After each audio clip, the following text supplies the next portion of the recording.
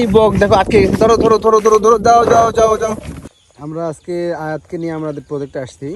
আমাদের আসলে এটা মাগুর মাছের প্রজেক্ট, সরি মাগুর মাছের রেনুর পুকুর। আমরা এখান থেকে প্রায় 3 লক্ষ পোনা বিক্রি করলাম। এখানে মাগুর মাছের পোনা আমাদের ছিল। আসলে আমরা আজকে আয়াতকে নিয়ে পুকুর ভিজিটে আসছি। আয়াত চলো বাবা, কোথায় চলো, সামনে চলো। আমরা আপনাদেরকে দেখাবো আসলে কোন কোন পুকুরগুলোতে আমরা আজকে কি কি পোনা আবার রেনু করব বা রেনু ফেলবো, রেনু থেকে পোনা করব। এটা আমাদের আসলে একটা বড়ই গাছ, অনেক মিষ্টি বড়ই। আসলে মাছ চাষ করতে গেলে অনেক কিছু লাগে। দেখেন এই পাইপটা যে আমাদের আসলে পানি এই দিক দিয়ে পাস হতো, এটা আসলে জোড়া। আমাদের পুকুরের পাশে দেখেন আসলে সুন্দর একটা পরিবেশ আমরা রাখার চেষ্টা করি। এখানে বসে আমরা আড্ডা দিই। আমরা এই জায়গাটায় ম্যাক্সিমাম সময় আসলে, বিশেষ করে আমি সময় কাটাই। এটা আসলে আমার সময় কাটানোর একটা বেস্ট জায়গা মনে হয়। আমি এই জায়গাটাতেই বেশি সময় কাটাই, দিনের বেশিরভাগ সময়টাতে। আজকে আমরা মাছ ধরা শেষ করলাম এই পুকুরটাতে। আমাদের এখানে রূপসী যে নতুন কই আছে, এই কইয়ের পোনা এটাতে আমাদের ছিল। আমরা আজকে কয়েকদিন জাল দিয়ে ধরার পরে এই পুকুরটা থেকে আসলে আমরা আজকে মাছ বিক্রি করা শেষ করলাম। নতুন একটা হাইব্রিড জাতের কই, যেটা 4 দিনে বাজারে হয়। এই কইটা হচ্ছে রূপসী নামে হচ্ছে পরিচিত। এটা আমরা আসলে চাষ করছিলাম, এবারে ভালো একটা রেজাল্ট হয়েছিল। এই জন্য আবার নতুন করে রেনু ফেলছিলাম। রেনু থেকে পোনা বিক্রি করলাম, 1000 লাইনে পোনা বিক্রি করলাম। কী হয়েছে বলো তো বাবা, কী হয়েছে? হ্যাঁ,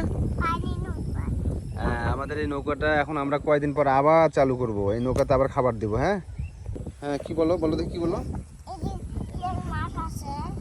এখন তো মাছ নাই। হ্যাঁ হ্যাঁ, আমাদের ওই পুকুরে মাছ আছে, ওই ওই পুকুরে মাছ আছে।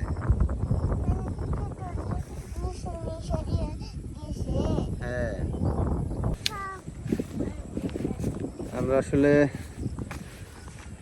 এই বছরে আসলে রেনুটাই, এই পুকুরগুলোতে আমরা রেনুর পুকুর এগুলোতে আমরা রেনু আসলে এই বছরে ব্যাপক হারে করার চেষ্টা করছিলাম। আলহামদুলিল্লাহ ব্যাপক আমাদের প্রোডাকশন হয়েছিল। পড়ে যাবো বাবা, পড়ে যাও, সাবধানে সাবধানে সাবধানে সাবধানে। মাছ চাষ করতে গেলে কত কি লাগে, পার যাতে ভেঙে না যায়, এই জন্য আমরা এখান থেকে একটা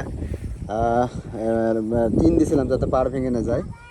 দেন এই পাকে দিক দিয়ে দেখেন আমাদের আবার এভাবে একটা ক্যারট দিয়ে ওখানে আবার নেট জাল দিয়ে বাধাই করা আছে, যাতে ছোটো মাছ আসতে না পারে। লাঠিটা রাখো বাবা, লাঠিটা রাখো। চলো চলো চলো চলো, আমরা পুকুরে মাছ দেখবো, চলো। এটা ইঁদুর ইঁদুর ইঁদুর ইঁদুর গর্ত করছে। আসলে মাছ চাষের পুকুরে পার ধ্বংস করার প্রধান শত্রু হচ্ছে ইঁদুর। চলো। হ্যাঁ, এই বক দেখো আটকে গেছে, ধরো ধরো ধরো ধরো ধরো, যাও যাও যাও যাও।